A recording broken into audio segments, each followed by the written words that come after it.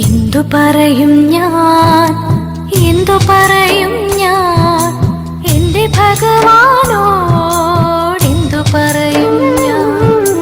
ഒന്നും പറയാതെ ഒക്കെ അറിഞ്ഞോളും നിൻ പരിതാപങ്ങൾ ഒക്കെയും തീർന്നോളും.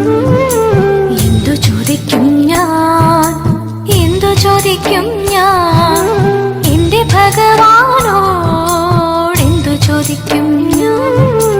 ഒന്നും ചോദിക്കാതെ ഒക്കെയും തന്നോളും നിന്റെ അഭീഷ്ടങ്ങൾ ഒക്കെ നടന്നോളും.